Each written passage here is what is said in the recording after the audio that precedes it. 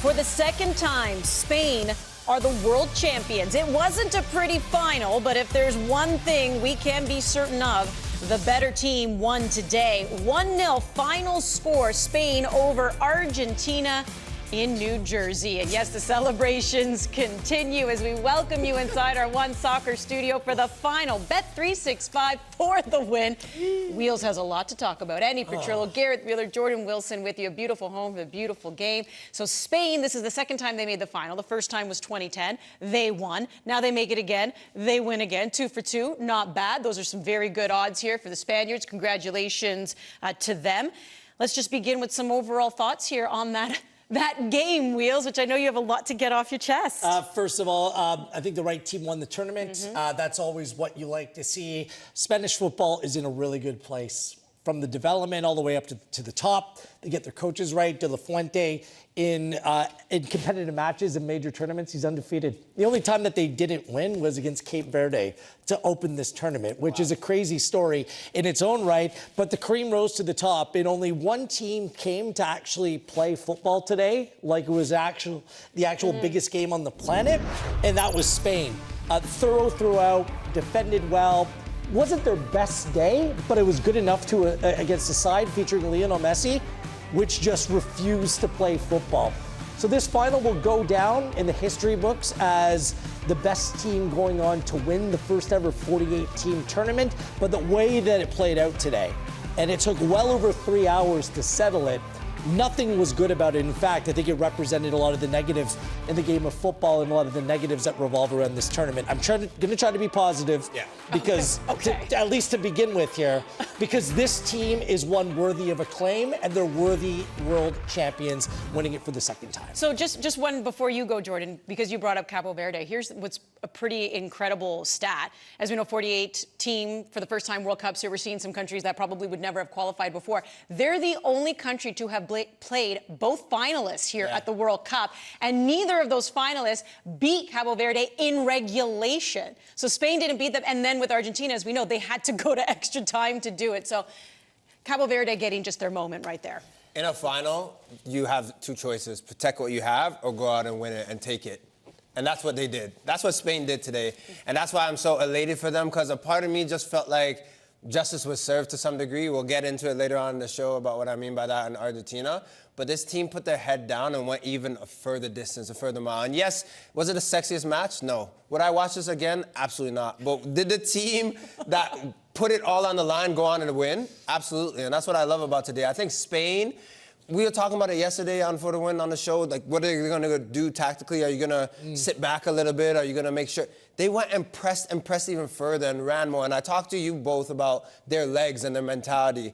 They kept running, they kept digging, they kept shooting, and I'm elated that they got the win. Well, I was in Johannesburg for the 2010 World Cup, their only ever other World Cup win. That wasn't a very watchable game. That was a scrappy game to the end. Again, extra time settled it that day with Andres Iniesta scoring a goal. But this one played out in a very different way because they didn't have an open and willing opponent. And it takes two to tango. And there was only one team that was willing to bust a move on the dance floor here tonight, and it was Spain. That's why we kind of feel a little bit downtrodden about this entire thing, because overall the football has been very watchable at this tournament. It's been dramatic. I think overall teams have been brave, but a team like Argentina, with arguably the greatest player of all time, still having a very good tournament, 8 goals and 4 assists coming in, refusing to play football is absolutely disgraceful. The kicking, the nonsense, like the fact that they weren't even willing to come out and play, it's a stain on the final, and it raises questions. How did Argentina even get there? We all understand that Argentina got the benefit of the doubt throughout this tournament. A number of decisions went their way against England. No need to readdress that, but Thomas Tuchel deserves a lot of blame. The fact that he refused to come out and attack that Argentina side, but they absolutely brought nothing. Zero to the table today. You see them get through the first 45 minutes, much like the way that first shot. 117th minute. It was a blocked shot from outside of the area, Andy. That was Argentina's first shot, 117th A player was sent off, but even more so, Scaloni, who I really rate as a manager, brought on 5 different players in the second half. all of them were defensive players, a holding midfielder and 4 defenders. I mean, he's playing not to win the game. That is completely against the spirit of this. I know that things are cagey and tight, and you need to play things a little bit differently in a cup final. But, I mean, that was never the way forward, and it made the entire event kind of anticlimactic at the end. It just felt like the football audience was wanting more. They're playing in front of a stadium full of very rich people who were spending tens of thousands of dollars on tickets, so the atmosphere wasn't there. All the stoppages, whether it was the hydration breaks into almost 30-minute halftime, then another hydration break. I felt like I was watching like a bad stage production with way too many intermissions. That's kind of what it felt like, overproduced and underdelivered. But congratulations to Spain in the end. Yeah, basically, if you have money, you don't know how to be a sports fan. Is that what we got from that, too? No atmosphere. Those aren't the real fans that are in the stadium. It's a bunch of celebrities and politicians. Well, I think a lot of what you said, the way this game was played, kind of sucked the atmosphere out of that stadium as well. So, yes, Argentina not getting a shot. I'm not talking shot on target. I'm talking shot until the 117th minute. So just 2 total there. You really did feel like it was Spain who was trying to go out there and win, not so much Argentina, as we bring in Christian Jack, who's in New Jersey. This game, long time, right? It went a long time between hydration breaks. We had a long halftime, celebrations and everything. You're still looking good, my friend. How did you feel start to finish about this match? Well, for the time, my time it was 2 hours, 58 minutes from the start of the game to the end of the game. So I guess fitting in an NFL stadium that it lasted almost 3 hours from start to finish. But no, great atmosphere, brilliant crowd. Spain right in front of me, Argentina at the other end, a wonderful atmosphere. Not the best game, not the best game at all in a sense that there's a lot on the line. You could see, I think for me, let's talk Argentina first. We witnessed the slow death of the champions, who gave it all in the World Cup and at times looked like they were dead and kept coming back from the dead against a few teams where we thought they were done. Today, we witnessed the slow death of it. And in the end, they tried what they could to get to 10 men, to get to penalties. But I've drawn comparisons quite a lot over the last few weeks about Argentina 2026 with Argentina 1990. They won in 86. They were the holders coming into that trophy, into that side trophy, into that World Cup. They had a big number 10 in Maradona. They have a big number 10 here. They were the holders as well. And they kept finding a way to get through the knockout stages in 1990 and shock a lot of the teams and find ways to get through it. But they were not a great side. They were a very good side, meaning not really a great side. And we witnessed today, far from the great side, a team very much like that 1990 game. And in the end, Germany got out of jail there with the penalty from Bremer that night. And today, Spain got out of it as well with Ferran Torres. So, World Cup finals genuinely deliver in a sense that the team who's supposed to win do. And we got the right game again today. They're right winning. Well, even the Argentina, it's this time around too, KJ. They did not lead once in any of their knockout games in this tournament. So you can start to draw a lot more parallels as well there from 1990. But let's now look at Spain. As we know, 2010, they won the World Cup. Then they go and they win the Euros 2 years later. This is a bit of a reverse. They won Euros 2 years ago. Now they come and they win the World Cup. Are you willing to say that they are the best team in the world? Oh, they're the best team in the world. I don't think it's actually that close. I think that they are undoubtedly the best team. Look, they are the Euro champions for a reason, right? And they beat the Copa America champions. And it was a day of destiny with the two confederations coming together. But they're the best side. They're the best side in this World Cup. They've gone through it conceding just one goal, and they played an extra game than most as well. So for me, it shows not only the strength of Spain, but where modern day football's dominance is now, and that's Europe. On the quiet, Argentina during this amazing run have hidden what has been a really disappointing time for South American football. It wasn't that long ago, and then you go through the history of the World Cup, coming into the World Cup final, South America versus Europe, it's 8-3 South America. We all know the great Argentine side of 86, the Brazilian teams, Pelé, and obviously the ones in 02. Uruguay are 30 and 50. South American teams have somewhat dominated this competition for large stretches of its history. But before Argentina in 2022 against France on penalties, we had 4 straight European winners, unprecedented, and now we've got 5 out of the last 6. This is where the main football is being played, the best football is being developed. Spain are the kings of Europe, and now they're kings of the world. Absolutely, they are. And look, I think about Spain and the fact that they played, there's a couple of things that stick out. I've harped on it about them defensively. And when you think about Spanish football in years, even for me growing up and playing, you're like, okay, tiki-taka, whatever you want to say, possession, right? But then you're like, oh, if you want to get the better of that type of team or those type of players, play a little bit rough, go in for a tackle. They're running. They're pressing. They're united with everything that they're doing. I think they're the best team in the world for sure. And they showed it today, but throughout this tournament. Yeah, it was a slower start. That's not a slate on Cape Verde and the work that they did, but they grew into the tournament. But there are players that were all bought in. And I think with Spain as well, they're developing players that are figuring out how to win and what they need in certain moments. Like, they're all clever footballers.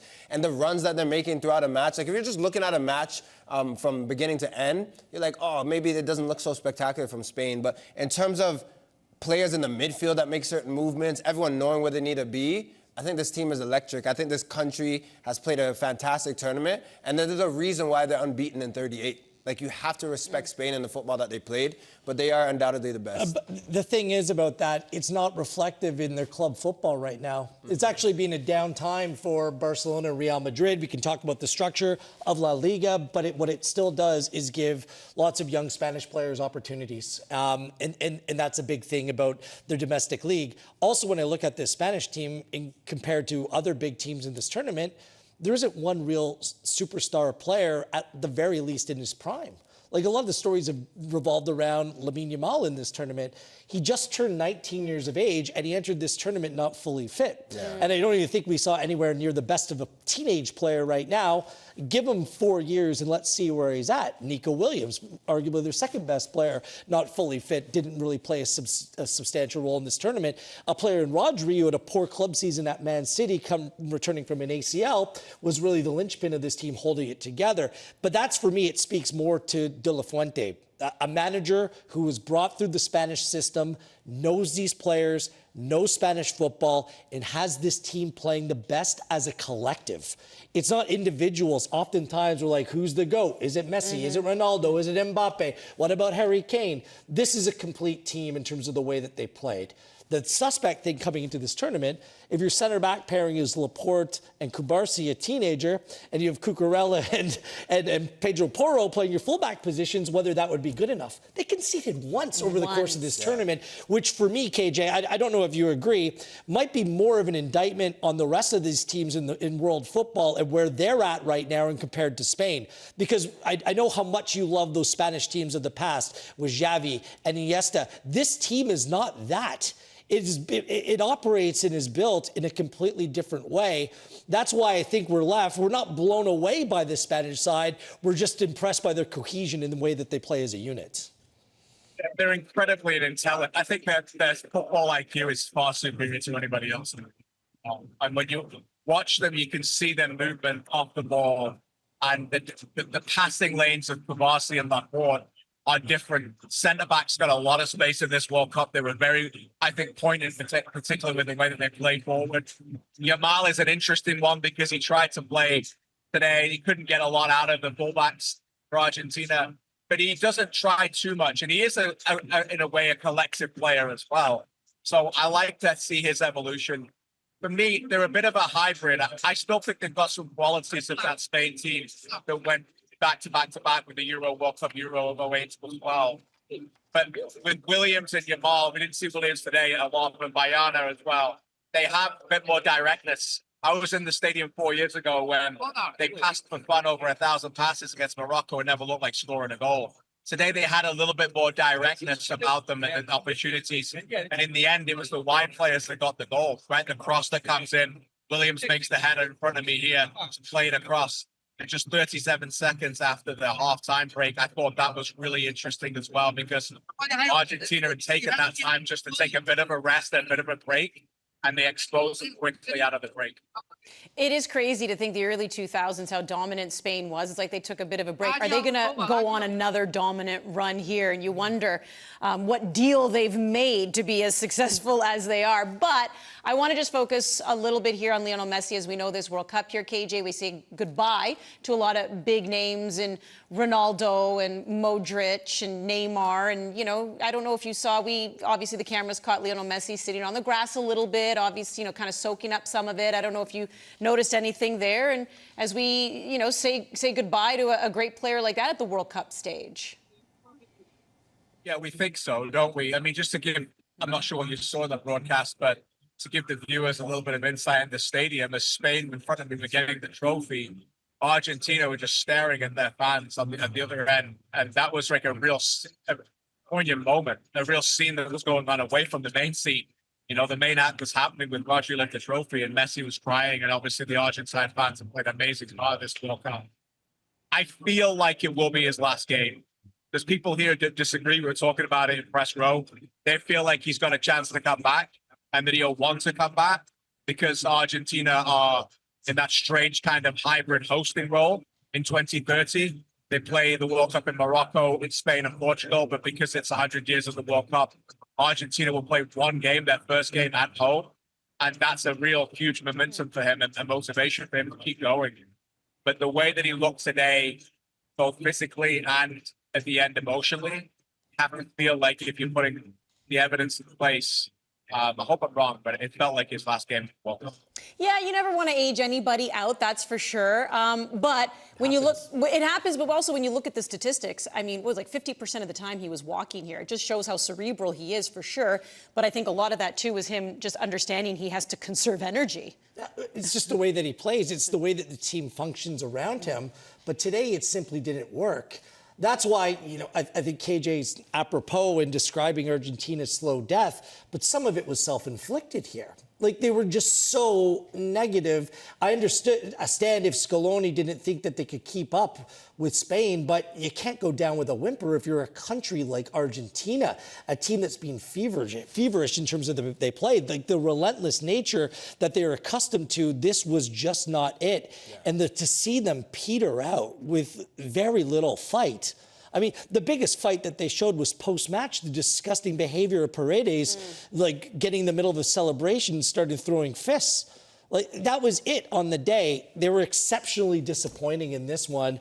And that's why if you're Messi, I think that he acknowledges not just this chapter for him has come to an end, but this chapter for Argentina and the run that they've been on. It's been spectacular. It should be celebrated.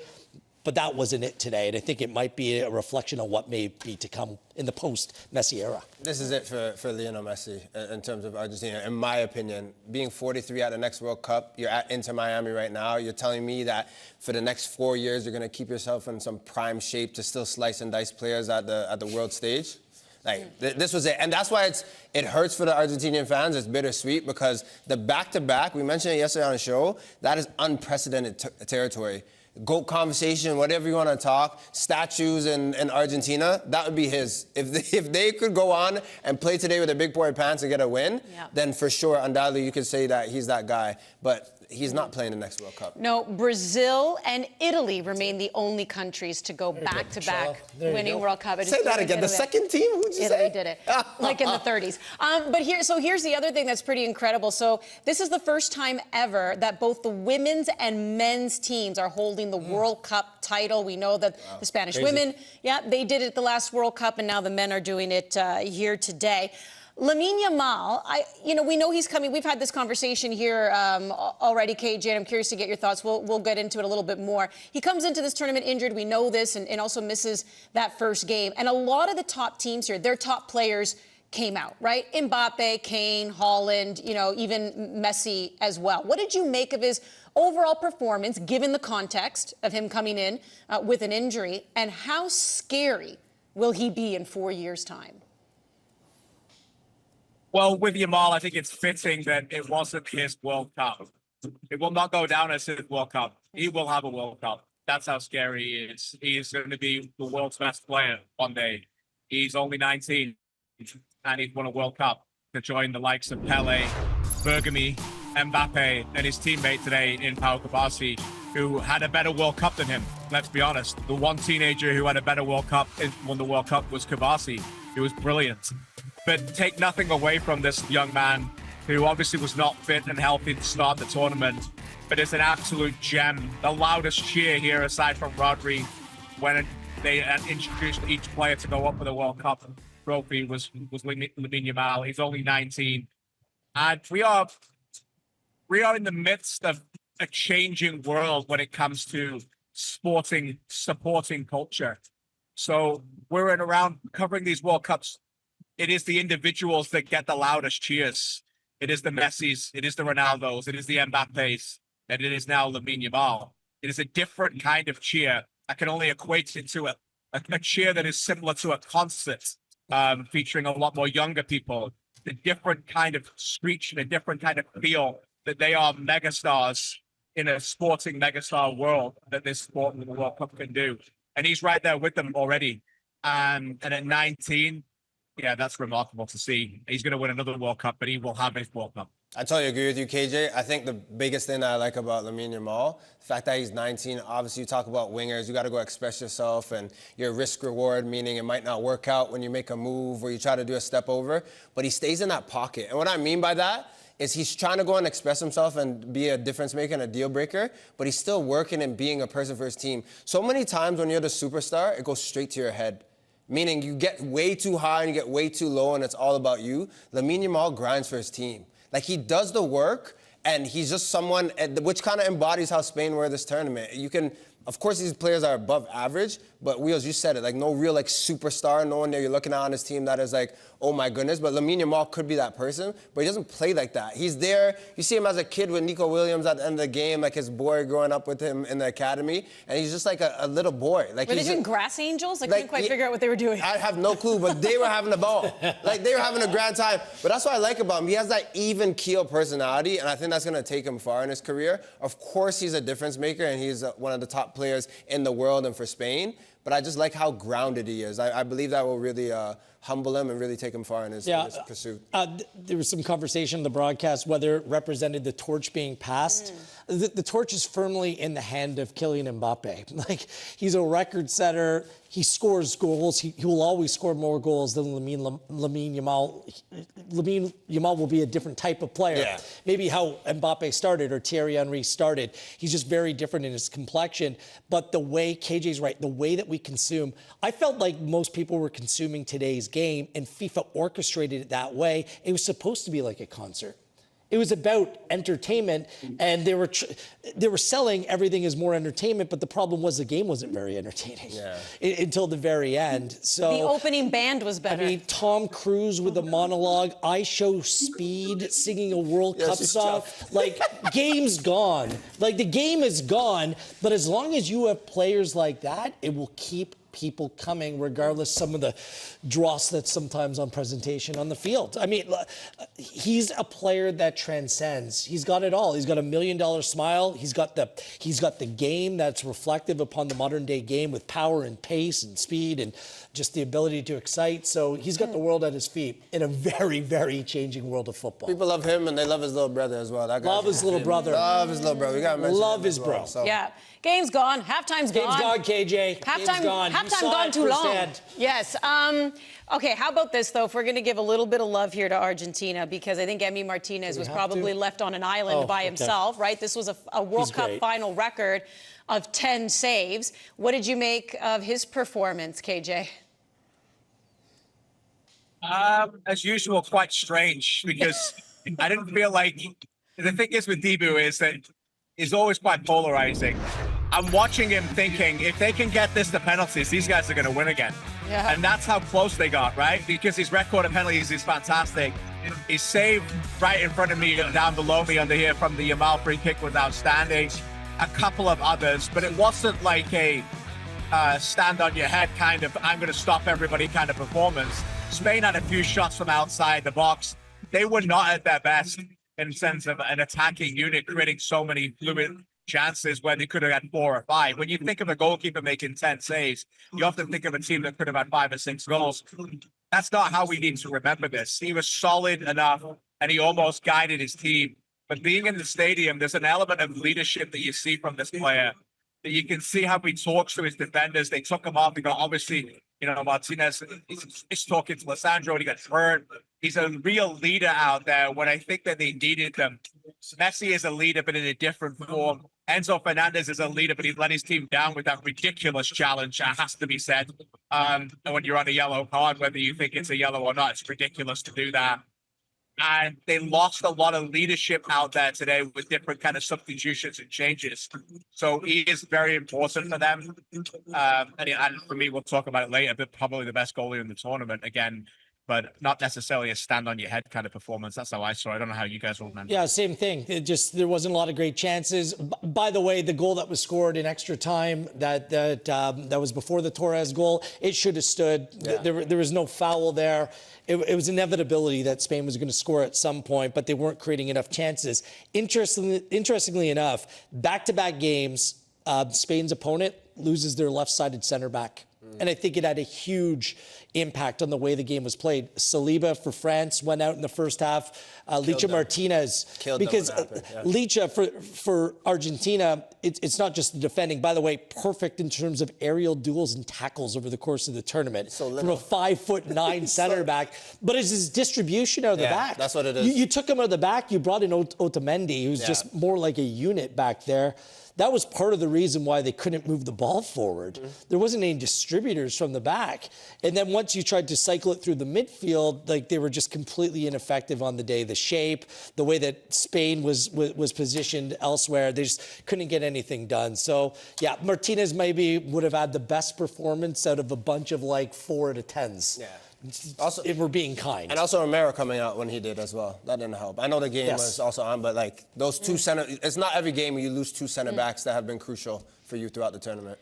All right, well, if you haven't figured it out by now, Spain won 1-0 over Argentina. And we were all dreading that possibly going into pens. We all said if Argentina wins this in pens without taking a shot, oh, my goodness. Canadian Premier League fully back in action. Here are the games that you can catch right here on One Soccer, a couple on Friday and a couple on Sunday.